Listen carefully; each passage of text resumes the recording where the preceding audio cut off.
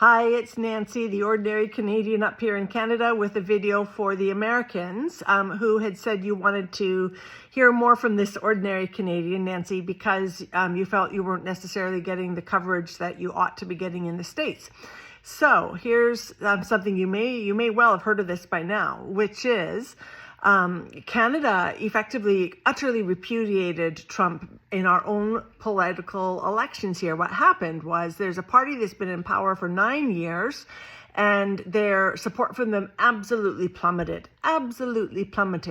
And conversely, the Conservative Party, which would be a soft Republican probably, they skyrocketed and were widely understood to be about ready to completely sweep the country for the first time in their history. Well, when Trump started his, especially the threats about, or the little vibes about Canada, 51st state, calling our former prime minister the governor, and that did not sit well. And by the way, please send this to any of the MAGA followers who are thinking that we all understand that Trump is just joking. No, we don't. We do not understand he is just joking. We take him very seriously. He is the president of the United States, talking about how much Canada would be such a great state. We take that seriously. And we also understand, well, he's been explicit about using economic force to force the issue or other means. And yes, we also are quite anxious about whether or not he would use military force to take over Canada. So if you guys are kind of thinking it's funny, we don't think it's funny. So much so that our recent elections completely turned the tables on everything. And specifically because the Conservative leader and the Conservative Party was widely understood to be on the brink of a major landslide victory. No, they did not win at all. In fact, the leader lost his own seat. That would be like Trump not getting elected in his own riding. I realize yours are different. The way you do it is different than us. But for us, that's huge.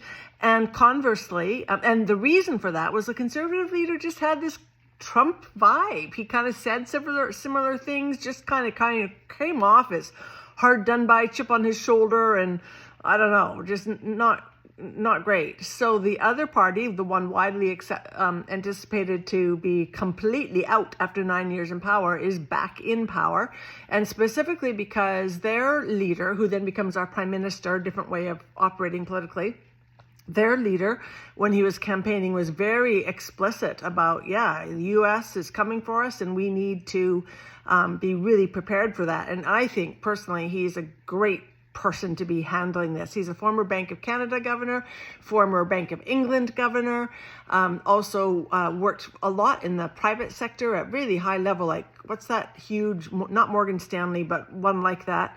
So anyway, that is what is happening in Canada, and Canada is genuinely preparing to just go its own way and leave the states out of it, unless your president is much more content with Canada is sovereign. In fact, here's another thing. The King Charles, is going to deliver our throne speech. That is a massive statement of we are sovereign and don't mess with us. So there's your news from Canada, from an ordinary Canadian. We are much relieved. Lots of us are relieved in Canada. The people who wanted this Trump-like guy are disgruntled about it. And I don't know how that'll play out, but that's on them to figure out.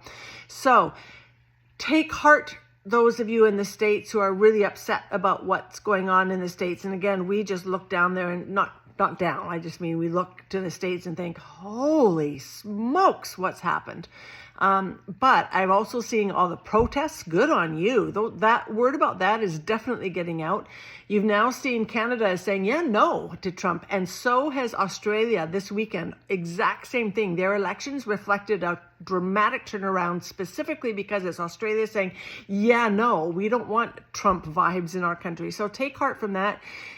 Keep doing your part if you're one of the protesters. If you are pro-Trump, I just invite you to at least accept the fact that the rest of the world does not think he's great, and neither do we think for a second that he's making America great again. Usually real prosperity happens when there's win-win and when there's collaboration and a sense of teamwork. So anyways, if you are pro-Trump, just hear clearly that Canadians aren't, and we have been your best friends for decades. But as our Prime Minister says, that relationship is over. It's over.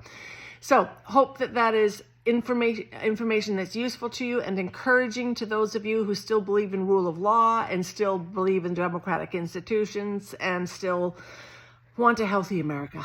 Bye.